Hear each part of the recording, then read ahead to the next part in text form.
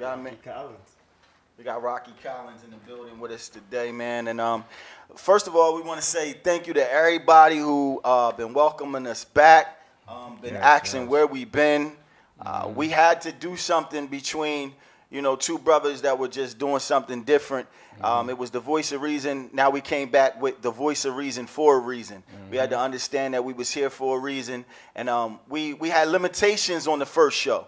So we had to pull back because we were only doing it like one way. Now the show is open. It's an open platform for pretty much anybody. You know what I mean? We actually have a young girl coming in here who started her own hairline and different things like that. It's like, it's a different voice. We're the voice of reason for a reason. So we got to do it all for everybody and not just be so one-dimensional. So we took time out, me and Mike J. We thought about it. We reprogrammed. It's like we deprogrammed and reprogrammed the whole show and how it should go down. So now our first guest back in the building is Mr. Rocky Collins, man. He's been doing this thing for a long time. Rock, let us know a little bit about yourself today, man. I am from Camden, New Jersey. Went to Penn State University. From there, I lived pretty much in a lot of different places. I lived all over New York. Lived in Pittsburgh for a brief 4 months. That felt like 4 years. And now I'm in LA. And I'm just out there, you know, trying to build my career and do my thing as an actor and a producer, content creator. All of that good stuff, man. Okay. So we also so on your bio, I saw that you started a production company. Yeah. And you did different shows as far as theater, and you did a couple small movies. Yeah. So can you elaborate on those movies that you played part in? Yeah. So I did a few roles in a few different like independent films, feature films. Mostly when I was in New York, I did a lot of kind of those sorts of things. And then in LA, it's become more of like TV work, but like smaller roles, if you will. Right. We call them like under 5, like if you have like a real small part that's not like super big. Okay. I had a few of those, and then I also did my first stage play in LA as well. Nice. Rabbit Hole back in 2017. Okay. It's 2019 now. Yeah, so then I did my first stage play in LA as well, which was cool. Okay. Definitely a different beast doing like a live performance as opposed to something that's on camera, so that's for sure. But that was fun. Okay. And then the production company, it really just came from me not wanting to wait for somebody to give me an opportunity, but instead wanting to create my own opportunities. Okay. So that's what kind of sparked the whole idea behind creating my own production company. Connected with one of my fraternity brothers. Shout out to Kappa Alpha Psi Fraternity Incorporated. Yeah, man. And now we kind of work with different writers and different directors to kind of develop projects and get them shot, and then we package them to sell them for distribution, whether that's for like a streamer, like a Netflix or Hulu, or sell them to someone like ABC or CBS would be great if they can pick it up on network television. Do you got anything in the works right now that could possibly be coming out soon? We have things in the works, but nothing that's actually being shot yet because we're at like the financing stage. Okay. So that's why I just kind of like, it's kind of like hard to really say which project will come out first because it all really depends on financing at this point. But we do have a few things. We have a feature film that's in the works. We have an hour-long drama that's in the works. We have a half-hour multi-cam comedy that's in the works. But again, at this point, we're just kind of looking for financing partners and backing and things like that. Okay. It's really like a weird thing because it can take, timing is so different depending on the project, right? Okay. Like some projects, like from the moment you have the idea to the moment like it's actually on the screen could be really quick. It can almost be like 6 months. But then some things can take you like 2 years or 3 years to kind of like get shot and get onto screen. It just really, it's kind of like a timing game. It's kind of like a money game. Right. It's kind of like all of that good stuff. But it's cool. It's fun. I love it. And you just never know which opportunity is going to be the one that changes everything. You never know which meeting is going to be the one that like changes everything for you. So now going back to when you went to school, you went for school for public relations and stuff like that. So what made you actually want to go into acting? Like what steered that up for you? My journey to acting was like you said, at Penn State, I majored in marketing and public relations. And what I really thought I wanted to do, I thought I was going to be like Terrence J, the host of 106 in Park, who then became a host of E! News. So I thought I was going to be like Terrence J. So I was doing the student-run television network there, PSN TV. I was doing like on-air stuff with them. But what it really was like, yo, I'm delivering news to people. Like, I'm really not helping people escape. I'm not helping them feel anything. Like, I just kind of felt like I was just regurgitating information. Like, I couldn't really do anything about it. Like, I couldn't have any influence or impact on what was actually happening. All I was doing was talking about it with my personality. So I just wanted to do more. Like, I wanted to affect people more. I wanted to, give people more of like an escape. No matter what you're going through in life, like if you watch a program that I'm in, like my goal is to have you forget about your life for the half hour that you're watching me, or the 2 hours that you watch a film that I'm in. But I felt like on the news, like you don't really forget about your life. You're reminded of it. Like I'm reminded of what's happening out there. Like it's not giving me an escape. So that kind of led me to wanting to get more into acting. But I'm also somebody who's like, I've always respected it as a craft. So I never just wanted to be like, oh, I'm just going to act now. So for me, I was like, all right, well, if I'm going to do this, I need to get into an acting program. Like I need to train, and I need to study the craft, which I did in New York City. I studied at the William Esper Studio in New York City. It's like the place where Regina Hall was there too, Sam Rockwell, a couple big people. And then like once I started like really studying it and training in the craft of acting, I just really fell in love with it and was like, yo, like I don't want to do nothing else. Like this is what I want to do. And I'm glad I love it because it also is a vessel for me to kind of touch people and change people and again, give people that escape from the world, which I think is absolutely necessary with the stuff that people deal with today. So you said you formed your own production company? Yeah, Dapper House Productions, DHP. Okay. You have a whole team and everything moving with you in the production? Right now it's just me and my business partner who we're both 50-50 partners in the venture. That's what's up. His name is Xavier Byers. He actually works at Warner Brothers Studios. So right now it's just kind of us, and again, like we work with writers and directors and other creatives, but in terms of like the in-house solid team that's, I guess you could say, employed by the production company, it's just it's X and myself now. So I was I just went over your page the other day. I was just looking at your page. Was that you was in a commercial like recently? Like there was, probably. It looked like you was in some type of commercial that looked real major. That I seen you, like you was wearing like a little black joint. Looked like you was. In the kitchen. That was Dave and Buster's. You did a Dave and Buster's commercial. Yeah, I did. I did a Dave and Buster's commercial. It was like right around the time when like the Rock's movie had came out. That I forget which one it was. He do like 50 movies a year. I know, but I was just looking at it. I was like, yo, I was just looking through your page, and I was like, he's really making some major moves. Like, the Dave and Buster's joint, it was big. That was a big deal for me too because that was one of the biggest campaigns that I had done. It's funny though because that was a learning experience for sure. Because on one hand, that was the biggest campaign I had ever done, so it was great, right? Dave and Buster's, but then also like there was some behind the scenes things that kind of happened in terms of like contracts and stuff, which also kind of made it not one of like the more challenging, but it definitely was one of the biggest lessons learned points in my career. I had to, pretty much get rid of my whole team at the time. Like I let go of like my manager, I let go of both of my agents after that. I pretty much lost out on damn near $23,000, like $23,000 just from like, deals going wrong and the paperwork not being all the way correct. And these are things that like I had no idea about, you know what I mean? Right. And I fancy myself to be a pretty, intelligent person. Like I majored in business. I read all my contracts. Right. But at the same time, like the industry is just a different beast. And it's like, if you don't know certain things, like you will really get got. And unfortunately, the only way to really know them, unless you have like a mentor that's willing to invest in you mentally. Right.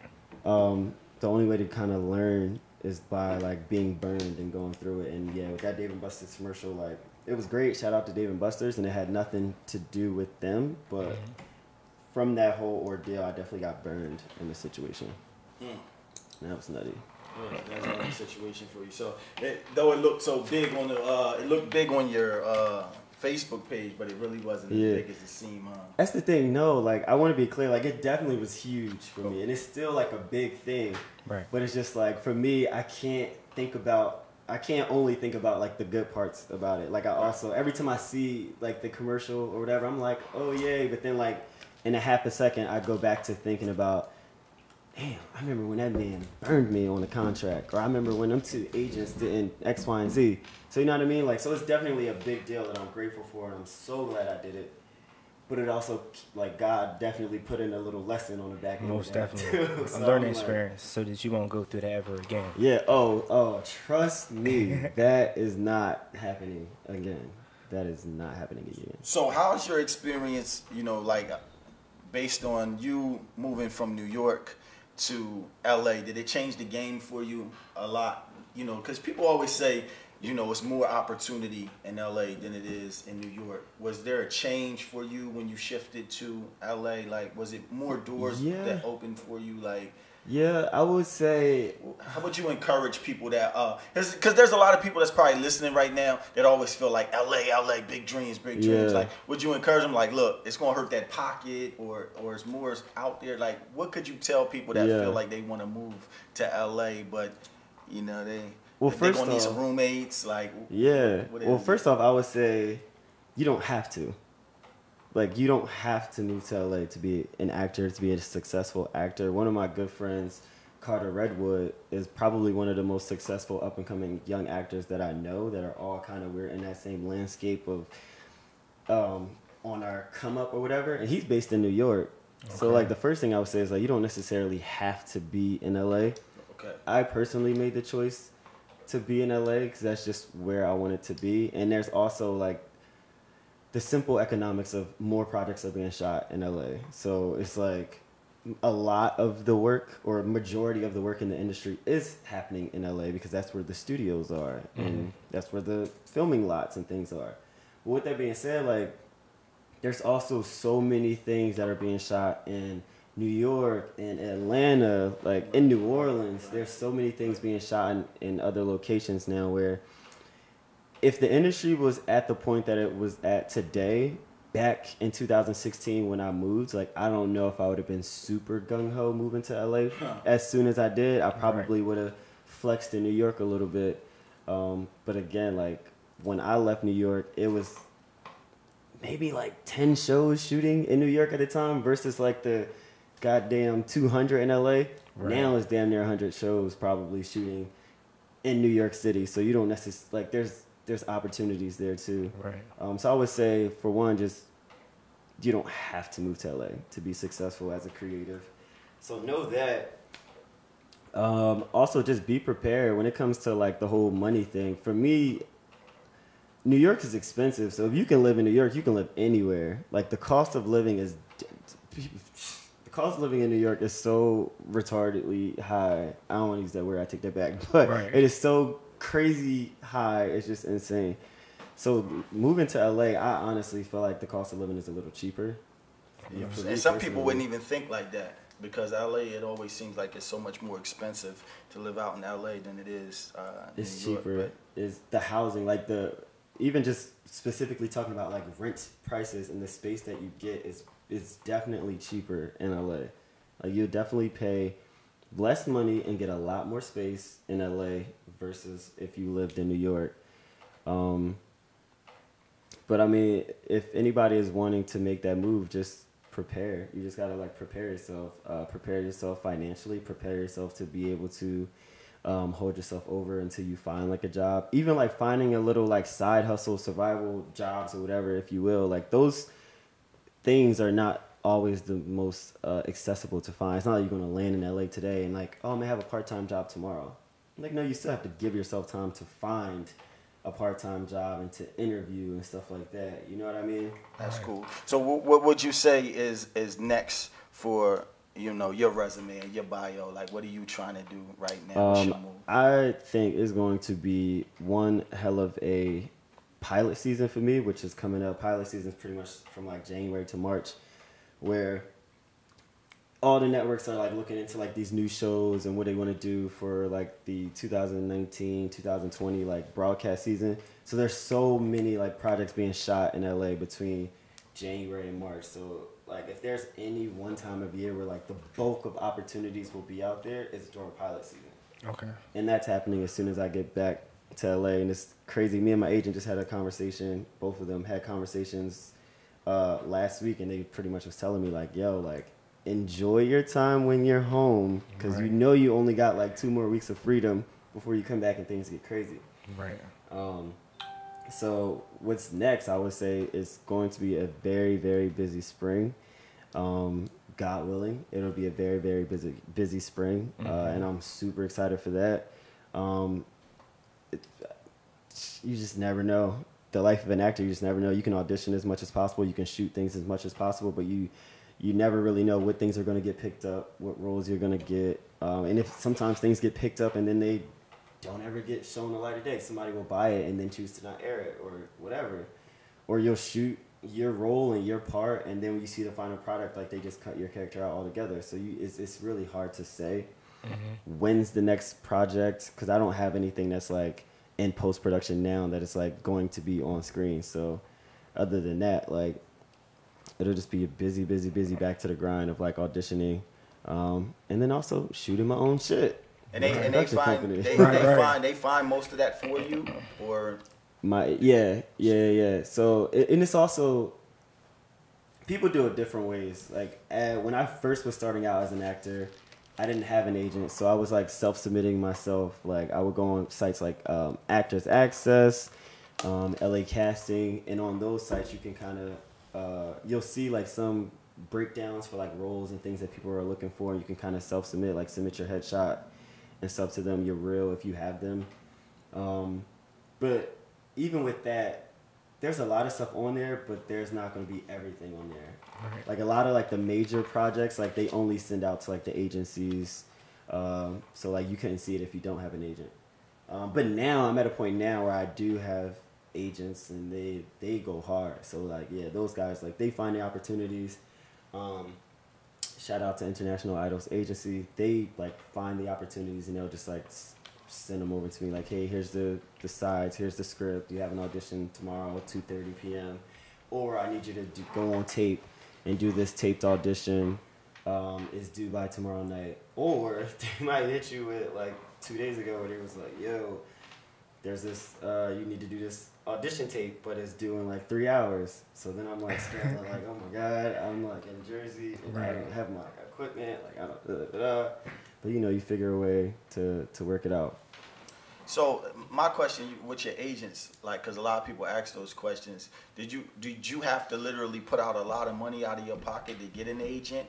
Or did you get picked up through basically submitting? Yeah, like you definitely should not be paying anybody to represent you. Like that is like the biggest thing that I see people fall into, and I'm like, no.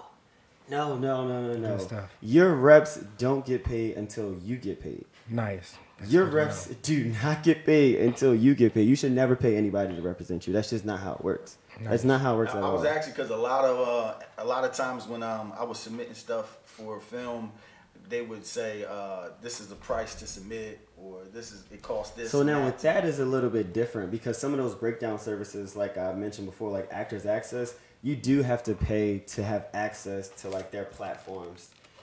So that's a little bit different. Yeah, there are sites. You can pay to submit, but you shouldn't have to pay to have an agent. Yeah. So like if you're going to use a casting breakdown site, like yeah, you will have to pay a subscription price to even see like what's out there, and then you can submit.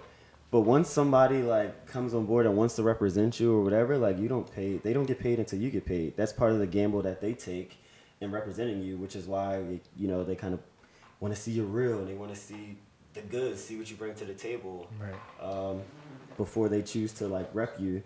But yeah, you definitely should not pay a rep, not even a retainer fee. I've heard that before too, where some managers might try to get like young people Right. that are green and don't know any better, and they're like, oh, just pay me a retainer fee of like $150 because I'm doing so much work for you. And it's like, bro, that's not how it works. Like, that's, you're doing your job.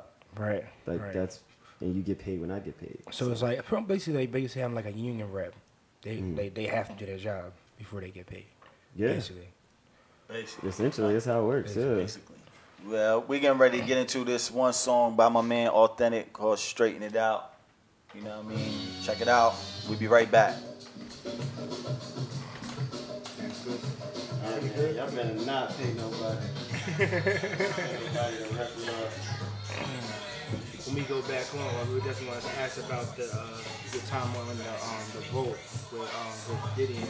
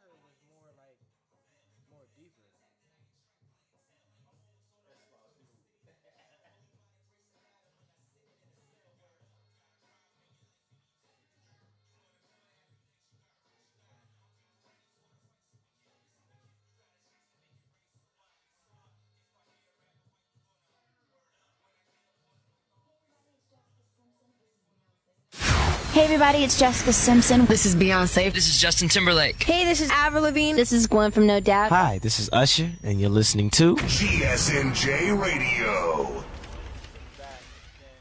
As we said earlier, we had to switch up the platform and bring it back. We got a lot of different people we bring into the show this time around from all different aspects and all different walks of life. We had to change the whole situation. I feel like we, in a sense, man, we was like blocking a lot of people out, and we started getting a lot of riff from people like, well, why can't I be on the show? Right. We was kind of making the show like kind of, in a sense, kind of religious. real religious. It was kind of, because we was like, we had godly content. You couldn't Right. come on unless you had something positive to say and stuff like that. So we was like, let's change it up. You know what I mean? Bring everybody in. That's why we wanted you to come in and talk to us about this. We're going to have other people come in and talk to us about some different things. We had to open up the floor to do some different things. And I feel like this time around in this season, we're going to get embraced more by the show by bringing in a whole bunch of different diverse situations. You know what I mean? So I think all positive.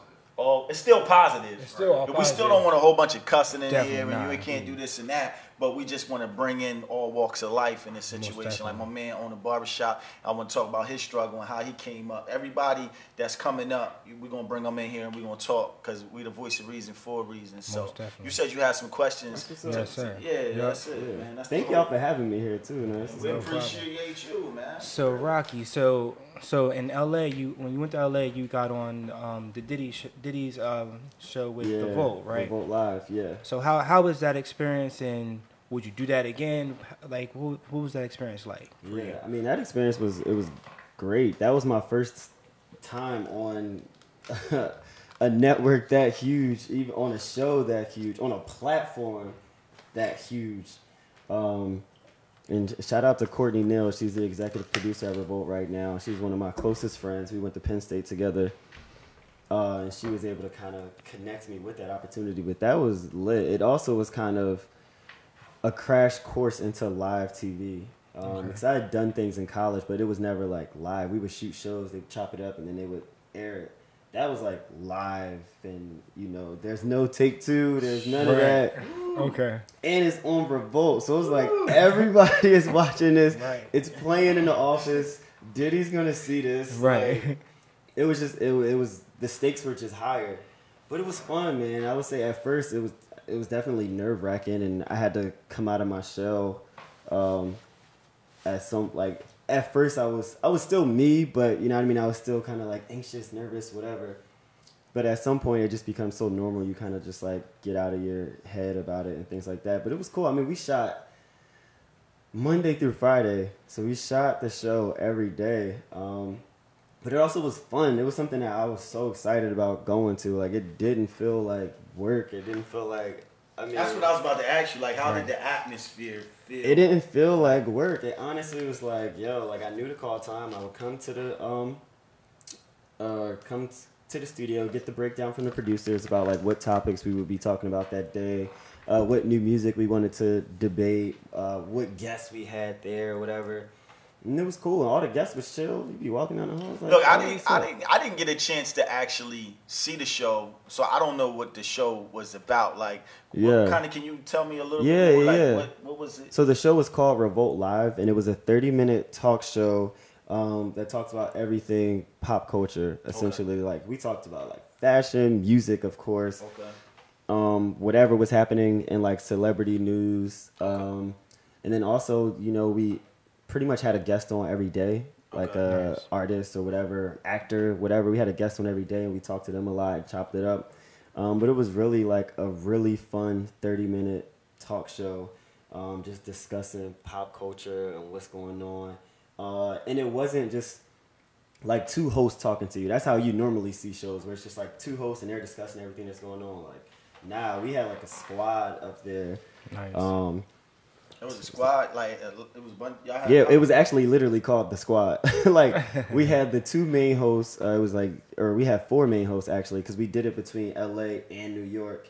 Like, we would shoot the shows, but like based in two studios at the same time. I don't know how they pulled that off, but we did it every day. Wow. And so that was in like one of Diddy's studios. Yeah. So the Revolt studio in LA, we shot it out of Revolt studio. Did you ever run into other people, like, not like no Joe Buttons or nothing like that? Did you, like, in that building? I mean, yeah, he was there. So in LA, like, the studio is different from the offices, but yeah, they all came to the studio. I've never seen Diddy personally myself. At the studio. Yeah, he's a big guy. But I mean, I've seen like Andre Harrell and some of those guys, and you mentioned Joe Budden. Like, yeah, of course, seen him. So it was just like that type of atmosphere. Yeah, it was that type of atmosphere, and it really is like, yo, these people are just people. You know what I mean? Like, your biggest celebrity person that you like, admire, look up to, rock out with, like, they really just people like us at the end of the day. So just like I walked in here, like I would just walk in there, and they might be sitting there chopping it up. We'll just sit down, talk about whatever. You know what I mean? Like, we'll just be kicking it and be cool, be real chill. But nah, it was definitely a good time. I mean, it was a big learning experience too, just because like when you work for a network and you're on their show, there's just different things you got to be conscious of. Like, you have to be conscious of like who their sponsors are and their relationships and all of those sorts of things. So it was a big learning experience in that. Like, you can definitely be yourself and speak your opinion, but you don't want to bash Coca-Cola if Coca-Cola is like the biggest sponsor for your show. You know what I mean? Right. So it was like those sorts of like learning things, and thankfully like I was cool, but I've definitely seen like people learn the hard way. But nah, it was fun. It was a really dope show. It also was my first time dealing with like public opinion on such a big way. And what I mean by that is like people on Twitter all the time, like talking to, it would be fun, like they would be tweeting back and forth about like the things that we say, but like the moment you have an opinion that people don't like on Twitter, like they will go in, you know what I mean? Right. So that was my first time really dealing with that, where I'm just like looking at my phone like, why I'm getting all these pings, like, oh dang, like, yo, like, I mean, you could disagree with like, dang, that's how y'all feel. Right. Yeah, sometimes it would be crazy, and you'd be like, yo, and then also the part that I don't like sometimes too about being on like live TV in terms of like a talk show thing, it's like sometimes you have to voice an opinion that's not necessarily yours, which I don't think people like fully know. Like, shows are produced, like every show is produced, and the producers want to make good content. So if they want to have a debate about a certain topic or whatever, and y'all two are the ones talking about it, y'all could both have the same opinion, but the producer might be like, yo, you're gonna not like it. You're going to not like it. Okay, ready, set, action. You like it and you don't like it. Go. You know what I mean? Wow. So that's crazy. Yeah. So wow. That was also kind of like a learning experience, and in speaking to like the public backlash, sometimes like it's one thing to get backlash, and that's already crazy enough. But when you get it for an opinion that's not even yours, and you're just like, damn it, like I did that, because the producer said I had to. Right. And now I'm getting drugged through Black Twitter about, you know what I mean? Right. So it was like a learning experience with those things too. But like to this day, that's probably the funnest job I've ever had. That probably was like the best project I've ever worked on to this day, to this point. Like that, I would do that show like 50 times over for sure. And what was the name of it again? Revolt Live. Revolt Live on the Diddy Network. On Revolt TV. So what got the show pulled? Like it was just. It wasn't pulled. It just the season was over. Y'all not going back or? The season was over, and there was talks about like when we would come back after the hiatus, but it was like right around the time the election time happened. So then, you know, resources were just pulled in a different direction with like different shows. It was like a more politically based show that was coming out. So and then after that, like, who knows? Like, listen, every time I see them, I'm like, yo, so like, we need to get Revolt Live back on. Right. And I mean, I kind of actually just really stopped thinking about like why it didn't come back. I mean, it would be great if it does, but I still have shot like other projects with them. I still have done like other projects with them since then. So that's like mostly now when I work with Revolt, it's like some one-off projects or some show that they want me to come in and be on or whatever. But if Revolt Live comes back, I would gladly. But I mean, Revolt Live, that's crazy because that's the Diddy Network. When you're really thinking about that, like that's just a privilege. But I wanted to ask a question because see, I don't know, I'm not sure the difference between like acting and doing talk shows. Like, did you get credit like the way you get actor credit from like television? You get the same type of credits? Yeah, you still get like an IMDb credit. Like your name is like in the actual credits from like the show and stuff like that. Yeah. Like in terms of like credit and stuff, like all of that stuff is pretty much the same. It's the same, yeah. Even with TV. Yeah. Oh, okay. I was just curious to know. You have any more questions to ask me? Did you want to, the life of a fraternity, like what made you pledge Kappa Phi? What is it? Kappa Alpha Psi. Kappa Alpha Psi. Yeah. And I said that wrong. Kappa Alpha Psi. Yeah, don't get that wrong. Yeah. So you know what I mean? Yeah. So and our founders, they was yesterday. So right. You can't.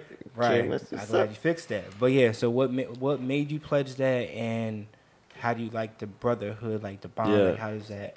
I mean, for me, I always felt like you are who you surround yourself with to a degree. And I always was like interested in fraternity life just in general. It's just something about like the brotherhood and also just seeing how they kind of just like go hard for one another. And then also like I grew up around my dad's friends who were in fraternities, and those guys were just bossed dudes. Like they just, the way they carried themselves was just so bossy, and like the way that they're arrested, like their brothers were in there. When I seen their frat brothers, I'm like, yo, like when I grow up, I want to be like them. You know what I mean? Right. So I kind of always had it in my mind that I wanted to join a frat. And then for me, it's like when I got to Penn State, just like, yo, the Noops on the yard, the brothers of Kappa Alpha Psi, like they was really them bulls. Like they was really doing major things, like the things that I cared about. Not even just like with the partying, but like they were presidents of organizations. They were like in student government leadership roles. Nice. It was, right. I mean, this is at Penn State where there's 44,000 kids and only 4% are black. Wow. And when I had got there, 2 of the previous like 3 homecoming kings were members of Kappa Alpha Psi. I'm like, so these dudes were prominent members of campus life, and they were doing such big things. So I'm like, yo, like I want to be a part of that. Like I want to continue that legacy, and I want to grow, and I want to develop, and these are the dudes that I want to mentor me and help me grow in that way. Gotcha. And it's great. I mean, it's definitely one of the best decisions I've made in my younger life for sure. Definitely one of the greater decisions I made being an undergrad. I mean, the pledging process, like, it is what it is. Like, I wanted to know about that. Is that like what they be showing on TV and all of that, like the join? Do they put you through it like that?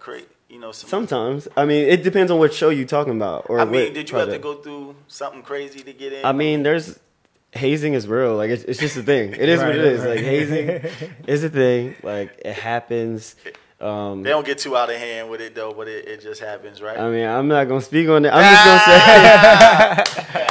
Because I ain't going to talk about that. Look. For the record, Kappa Alpha Psi is a non-hazing fraternity that strives for achievement. But all the other ones, they probably, you know what I mean? Nah, but it was cool. I mean, once you're in it though, like I mean, it's great. Like I love my brothers. How's the brotherhood network in there? Is official? Like Yo, it's real. That like the networking of fraternity and sorority life, like that stuff is real. It's like another form of nepotism where people just get people in because they're family or whatever. Right. When it comes to fraternity life, it's literally that real. It's almost kind of like the same thing. And even when I think about it now, like I guess it's probably the same to me. Like if if I had 5 applicants for a position at the production company and one of them was a member of my fraternity, he's getting the job. Like that's just how it's going to be. Right. And it's not even just like handing somebody something, but it's like we have a shared experience because I know what he went through to get into that organization. So I know what his determination and work ethic is like. Right. Just based on if you went through what I went through to get in here, I already know the type of dude you are. So like I will rock out with you 100 times over. You know what I mean? Right. So that's where that whole like networking thing really comes into handy. And it's, I can't even count on my hands how many times like a fraternity brother or me being in Kappa Alpha Psi has like single-handedly shift the momentum of my career in such an impactful way. Nice. Like it happens, it's real. And then even just like the brotherhood is lit. Like some of my best friends are Noops. Like, and I can go wherever. I can literally go wherever, whatever state, whatever country. And even if I don't know nobody there, I just reach out to the network. Like, yo, bros, like who y'all know down here in Atlanta, or like who y'all know in Florida, who y'all know in Cali. I'm moving to LA. Moved to LA, got off the plane, boom, instantly set. Bros, pick me up. Like, yo, like I heard so-and-so from in town. Like I'm so-and-so, I know so-and-so, I know your line brother, I know this person. All right, bet. Like, you know anybody out here? Nah, cool, I got you. I'm coming to pick you up. Where you stay at? Bet. You know what I mean? Like, it's really that real.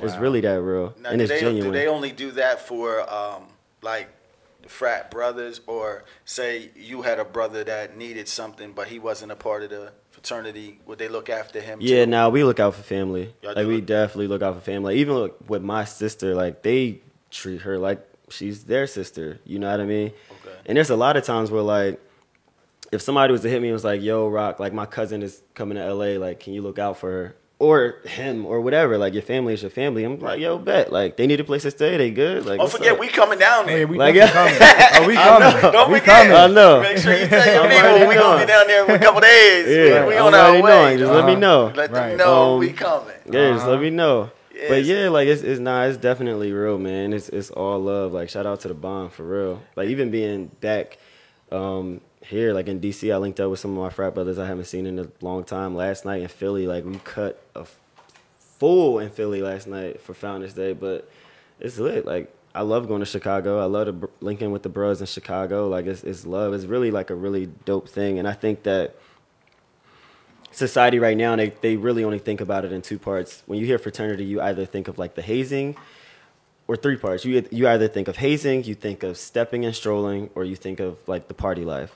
Right. You don't really think about like, no, this is for the betterment of men, like the betterment of young men. Most people join a frat when they're like 19, 18 or 19, and there's bros on the yard that are like 22-year-old seniors who've already kind of been through that party stages and are like in those leadership roles, and they're just training and guiding this next generation of young men to reach their level and go beyond it. You know what I mean? Right.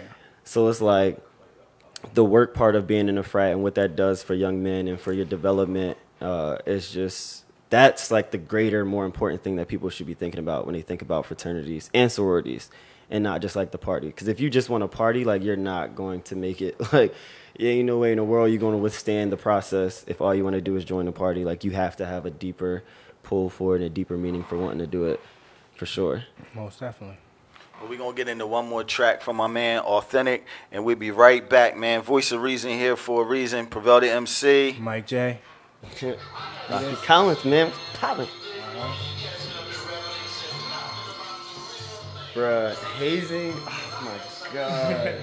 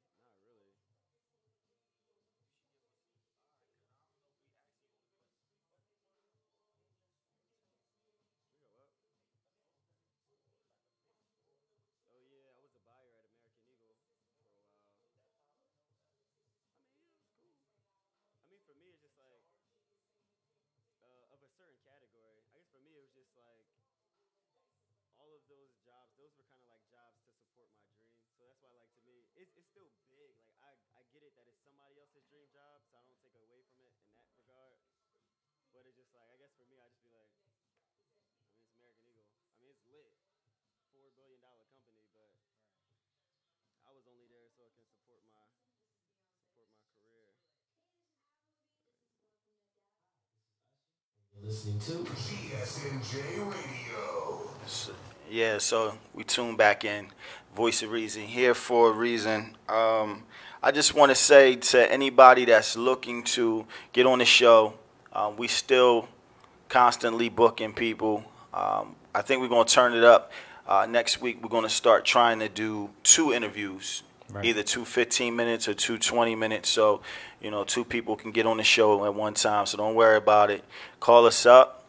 You can either call us up, you know what I'm saying, or you can hit us up at vortalkshow@gmail.com and just leave us all your information, and we'll get back to you as soon as possible, either me or Mike J. So that's just how it's going down.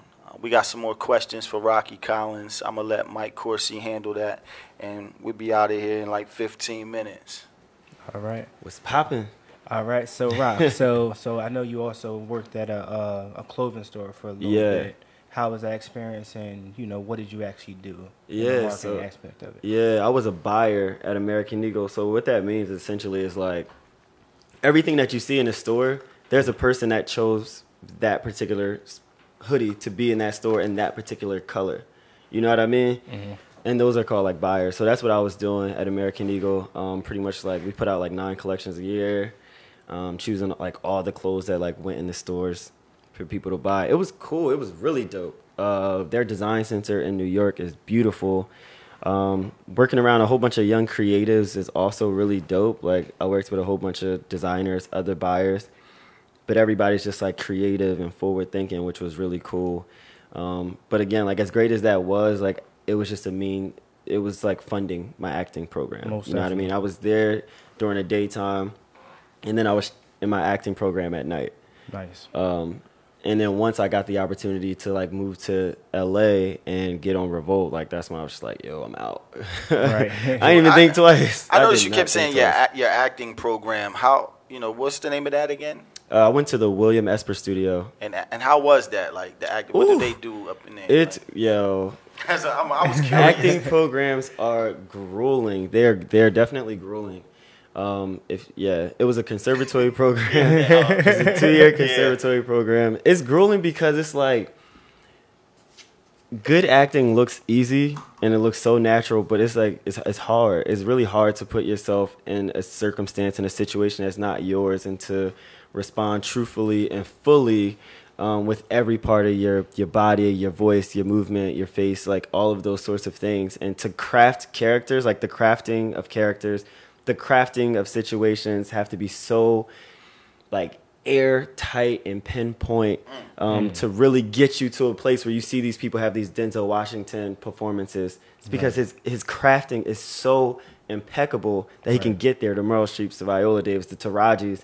So when you're in a program, like they gonna put you through the ringer and they gonna tell you when you not being real, like no, that's not really how you would respond in that situation, or that's not how your character would respond. Like you faking it. Wow. For real. But a lot of it is really like kind of digging within yourself to kind of like really learn about yourself, and like you really have to be so genuinely open about yourself. That's the hard thing too. Like people, because we in society, we're like, you want people to see what you want them to see. Right. You know what I mean? Like you put on your clothes to have a certain image or whatever, but to really like tear all those walls down and not be thinking about, oh, how do I look right now? Or like, oh, is this person going to judge me? But to like fully, authentically like be yourself in the moment. Like most people don't know how to do that. Wow. Like even if you're driving in a car and somebody honks at you in a car, like the way you respond with people in the car is probably not the way you would respond without people in the car. And even further, it's probably not how you truly feel. Like I might be like, but I'm cool. I'm going to keep going. They made a right turn. I'm going straight. But deep down, I probably would want to have pulled over and cursed them out. You know what I mean? So like, that's real. we don't live in a society where we just literally act off of our impulses in a very authentic and honest way. Like, in nothing, in no situation, we just don't do that with anybody.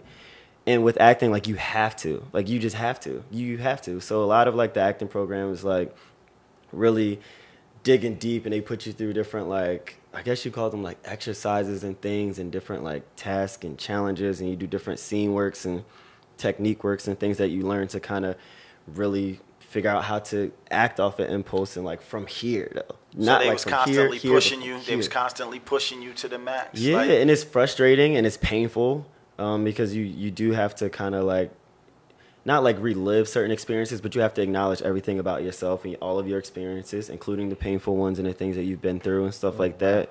So it can be very painful. And also, like, living in somebody else, like, if you got a scene to perform and that person in the scene happened to have gone through something traumatic, you really have to put yourself in that position. Right. And one thing I learned is, like, your body can't tell the difference between what's real and what's fake.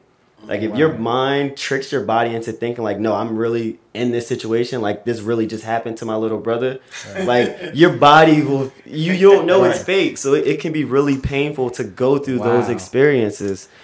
And when you're in an acting program, you're doing that to your body and your mind all the time. You're just doing it all the time and all the time. And it's also very frustrating, too. It could be frustrating until you really figure it out, because, like I said, it's not an easy thing to do. So the path to even getting it, I hate to use the word right, because there is no right or wrong. There's just different ways of doing it. Right. But it's like, even the path to, like, finding your footing can be very frustrating, and that can cause, like, a lot of frustration. So yeah, acting programs could be very good programs could be very grueling.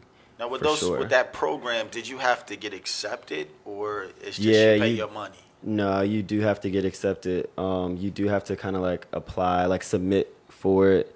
And then there's, like, interview process. Sometimes there's an audition. I don't remember if I auditioned for that one. But I know for sure I had, like, interviews and all that good stuff. Because especially if you go to, like, a good program, they're going to want to make sure you're legit. Right. Like, oh, do you just want to be an actor because you want, like, to be on TV and to have an Oscar and you want to be on the red carpet, or, like, do you really love the craft of it and you want to learn how to do it? So they're really going to vet you before they just kind of bring you into that space. And I would recommend to anybody out there that's looking for a program, like, if a program is just willing to just take people's money and throw them in classes randomly, to me that would be a red flag. Because to me that tells me you just care more about, like, getting the money as opposed to, like, really building up these artists and really teaching people about the craft. So was it that acting school that you finished and then you went to LA, like, right after that, or? Yeah, I actually didn't even finish the full 2-year program because the Revolt thing popped up, and I was like, yeah, I'm out. Like, Revolt popped up? Yeah. I'm like, what? Yeah, I mean, like, because people are in school to get opportunities like this, but if the opportunity is here, I'm gonna take that real quick. But yeah, that was what I was doing right before I left to go to LA. Did you get your agents when you got to LA, or you already had them before you left? I didn't get agents until I was in LA. So when I first got to LA, I did the Revolt thing, and I didn't have no reps. But then I ended up getting a manager through that, because, like, some like singer or something came on the show, and her manager and I started rapping, and then he became my manager. And then I kind of just started submitting to agencies to see, like, who would bite or whatever. And I knew I didn't really have much work at the time. But then there's a few agencies that got back to me. So yeah, I got my first agents when I was in LA, and then, you know, I've been through probably I've only been through 2 agencies and 1 management company. So there's some people that bounce around so much and they have so many different agents. But I'm loyal. I just want to find somebody that's really going to do right by me, that we can grind together. They have my work ethic, and we can really build this thing from the ground up.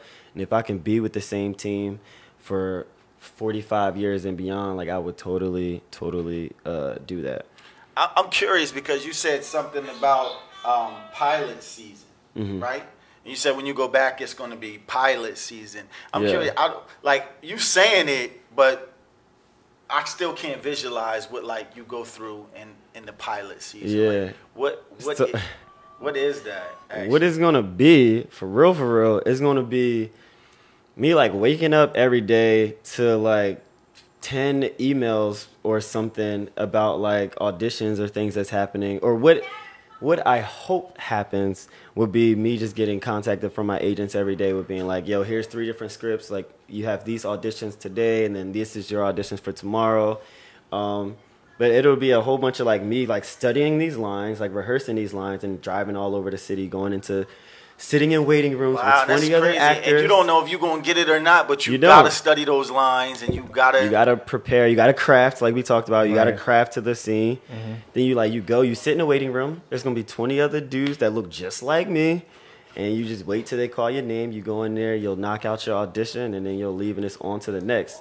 You'll be driving an hour and a half to one audition, and get in your car, drive an hour and 15 minutes to the next audition, and get in the car and drive, you know what I mean? Then go home and study a script for tomorrow's auditions. So that's kind of like what pilot season is like. It's just so many auditions, so much studying of lines, so much driving to different casting offices and performing. Sometimes like it's not even enough time in a day where you can get into a casting room to do an audition, so you'll just have to shoot it at home and send it to them.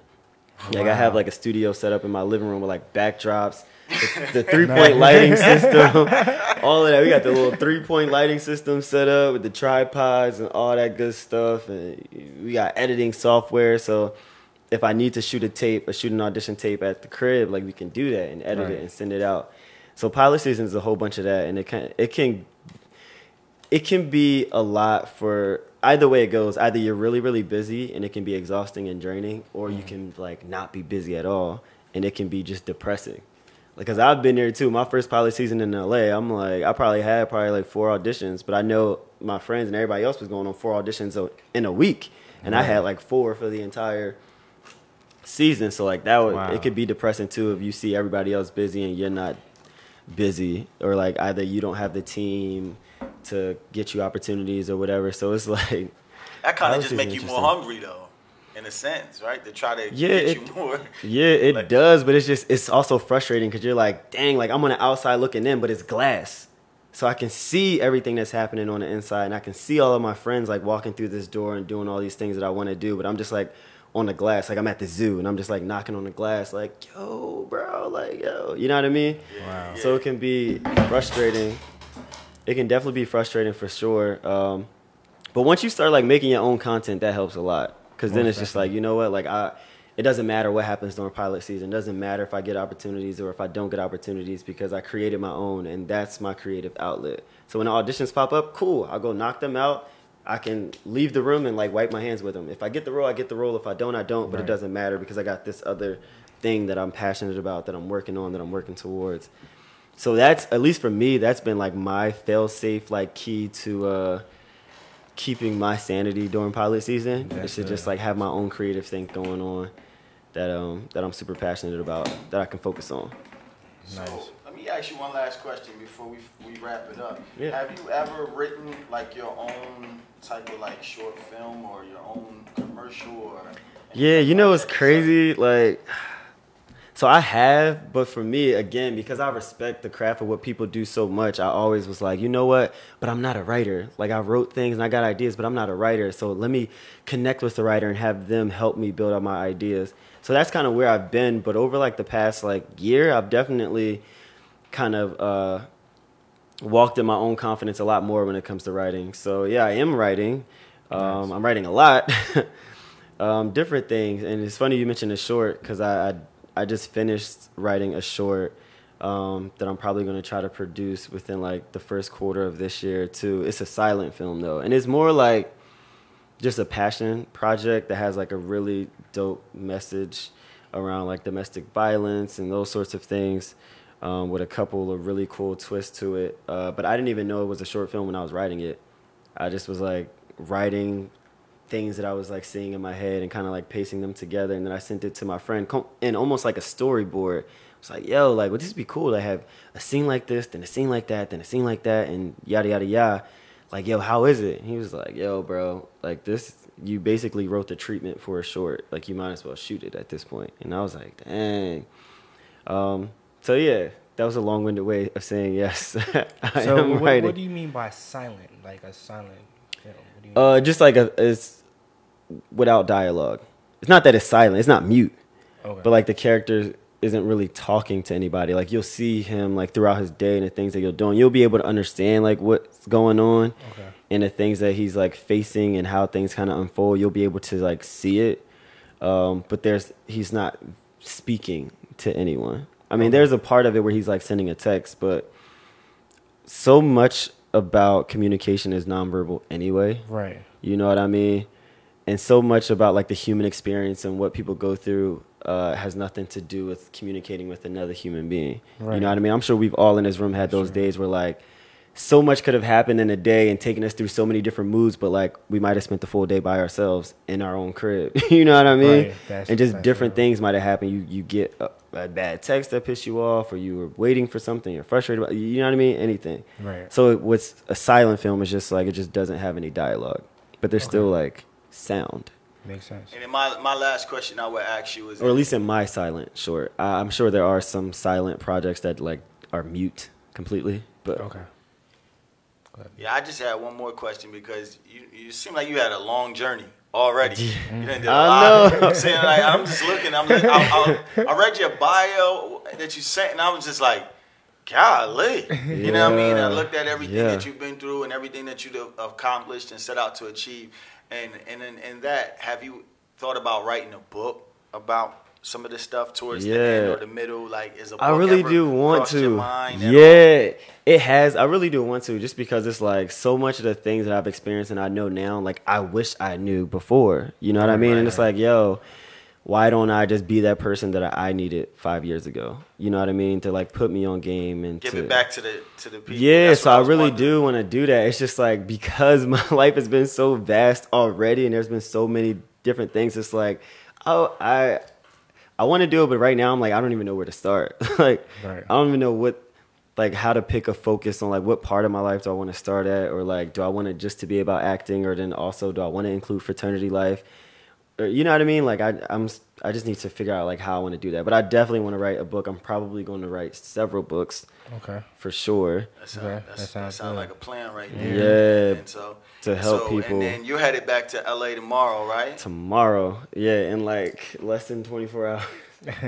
I'm headed to LA in like 12 hours. And and it's on from there. When's pilot season start? It's on and popping. It's basically now, like this week essentially. It's basically started last week essentially, like with the auditions that I had to knock out on tape.